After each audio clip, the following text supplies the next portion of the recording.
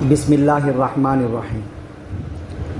عن زیاد بن الحارث الصدائی رضی اللہ عنہ قال، حضرت زیاد بن حارث صدائی رضی اللہ عنہ فرماتے ہیں، امرنی رسول اللہ صلی اللہ علیہ وسلم ان اذن فی صلاۃ الفجر، کہ مجھے نبی رسول اللہ صلی اللہ علیہ وسلم نے حکم فرمایا کہ تم فجر کی نماز میں اذان کہو۔ فاذنت، میں نے اذان کہی۔ فاراد بلال ان یقیما، تو بلال نے حضرت بلال نے ارادہ کیا کہ وہ اقامت کہیں۔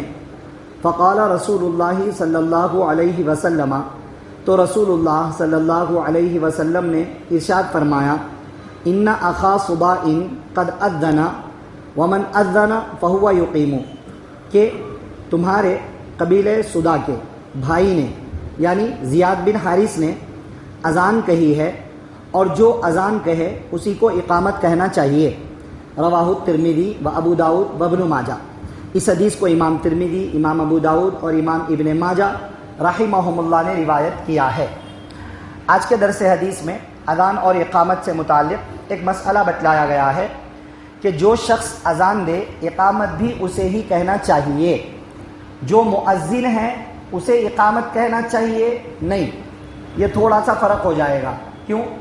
ایک ہوتا ہے پنج وقتہ مؤذن، ہمارے نارمل لینگویج میں ہم مؤذن ان کو کہتے ہیں جو پنج وقتہ نمازوں کی اذان دینے کے لیے طے ہوتے ہیں، تو مؤذن صاحب اقامت کہیں گے نہیں، جس نماز کے لیے جس سے اذان کہی وہ اقامت کہیں گے۔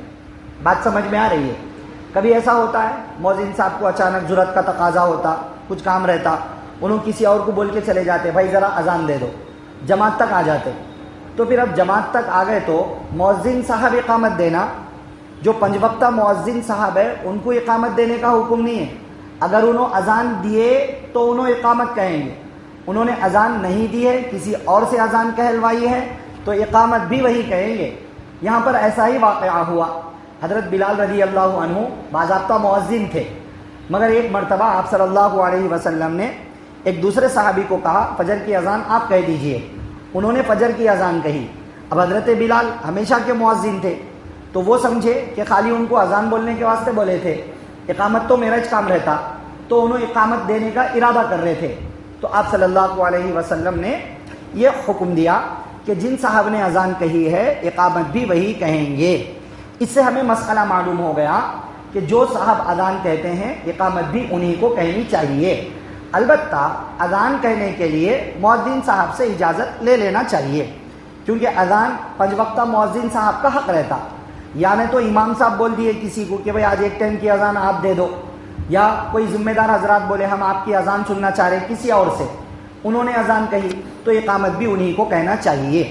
یہ آج کے درس حدیث میں مسئلہ بتلایا گیا ہے۔ باقی اذان اور اقامت اس کے بڑے بڑے فضائل ہیں۔